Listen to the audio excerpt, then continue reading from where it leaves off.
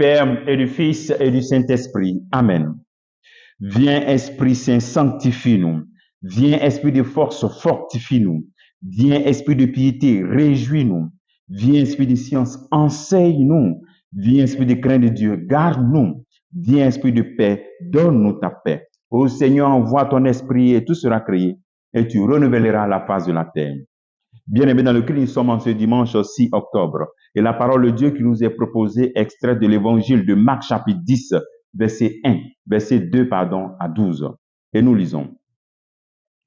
En ce temps-là, les pharisiens abordaient Jésus et pour le mettre à l'épreuve, ils lui demandèrent, est-il permis à un mari de renvoyer sa femme?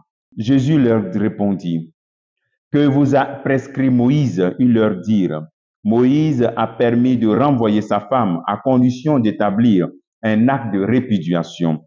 Jésus répliqua, c'est en raison de la dureté de vos cœurs qu'il a formulé pour vous cette règle.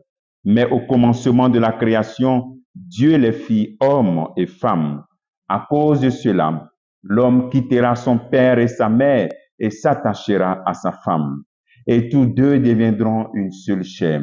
Ainsi, ils ne sont plus deux, mais une seule chair. Donc, ce que Dieu a uni, que l'homme ne le sépare pas. De retour à la maison, les disciples l'interrogèrent de nouveau sur cette question. Il déclara, celui qui renvoie sa femme et en épouse une autre devient adultère envers elle. Si une femme qui a renvoyé son mari en épouse un autre, elle devient adultère. Acclamons la parole de Dieu. Louange à toi, Seigneur Jésus. Voici un peu cette parole que nous connaissons bien, que nous avons beaucoup écoutée, mais c'est comme si on n'a jamais écouté cela. Lorsqu'on voit ce qui se passe, Jésus nous ramène au projet originel de Dieu.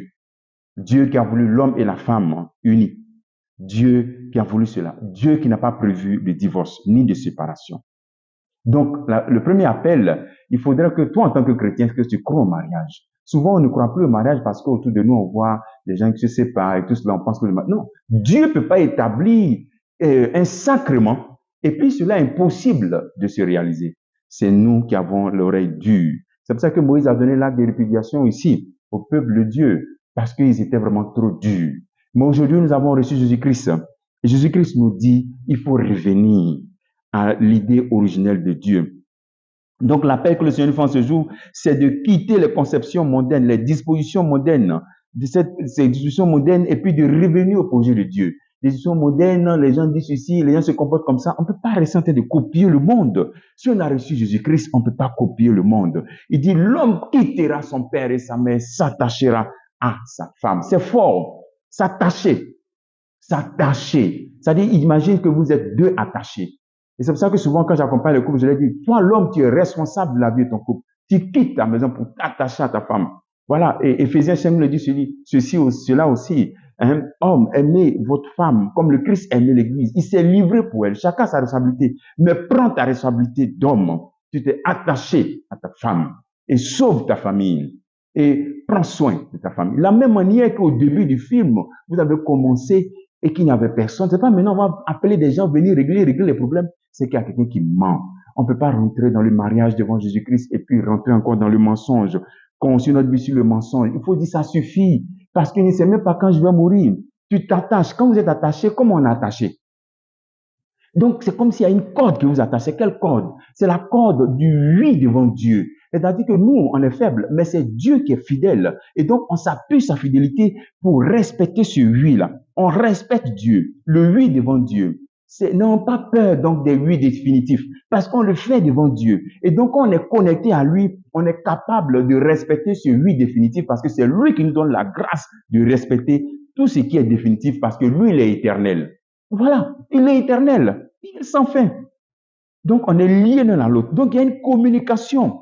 On dit une seule chair, c'est une seule chair. Donc, toi, époux, épouse, sauve ta famille, fais de ton mariage une réussite. Et aux jeunes, préparez-vous, cherchez les valeurs qui vous aident à sauver, à avoir un mariage réussi. La pureté du cœur, la pureté du corps, l'humilité et puis la crainte de Dieu. C'est-à-dire respecter Dieu, chercher la parole de Dieu. Voici les éléments de discernement lorsqu'on cherche une âme sœur.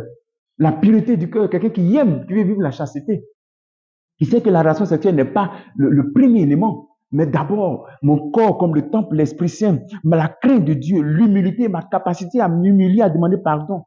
Et enfin, le Seigneur nous invite à bannir de notre vie l'adultère. L'adultère.